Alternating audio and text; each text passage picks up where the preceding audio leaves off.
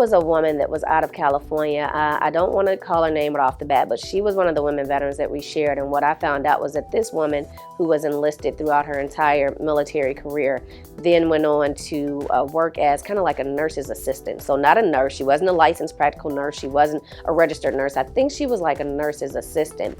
When this woman died, she left to her estate, which had been gifted to a charitable organization, over $2 million that she had saved up just from her own earnings. Now, this wasn't a woman who was at the top of the nursing game. This wasn't a nurse practitioner who was bringing in big dollars, or someone who was a doctor who saved up this money. This was a woman who just lived her life as an average American citizen after she separated from the military services. She didn't talk a whole lot about what she did as a veteran or as a military member, and she saved up this money. And when she passed, she left all this money to a veteran organization, charitable organizations. Some of them dealt with children, some of them dealt with veterans, but she had saved up over $2 million. Surprising for me, a story about a woman veteran I read was the story of Dr. Olivia Hooker. So most of America has little information about the Tulsa race riots. A black man, was accused of whistling at a white woman in a town that was over from the Greenwood section of Tulsa, Oklahoma. This section, according to IRS records at that time, was a multi-million dollar black community, and there was reportedly some land that was that had oil on it that a larger company wanted to get, but he couldn't get the land because these black people were living on this land. This community in Greenwood had their own bus line. I believe they had their own airstrip. They had a ton of different things that were specifically for the black community.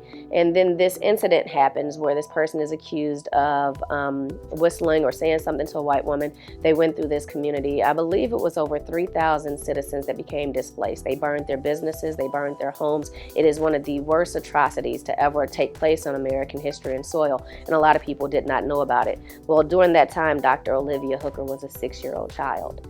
She was grossly impacted by what she saw. She saw her home burning. She saw her parents losing their home.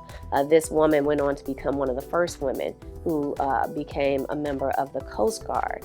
And after the Coast Guard, she went on to get her doctorate. She became a doctor of children's psychology and spent the rest of her life helping children get through traumas that they'd experienced. Now, that story, Dr. Olivia Hooker, there's just no way to say thank you to a woman who served like that. And this woman went through this as a 6-year-old child, still, became a member of the Coast Guard, still went on and continued her education, earning her doctorate degree, and then spent her lifetime educating children who had been injured or experienced trauma.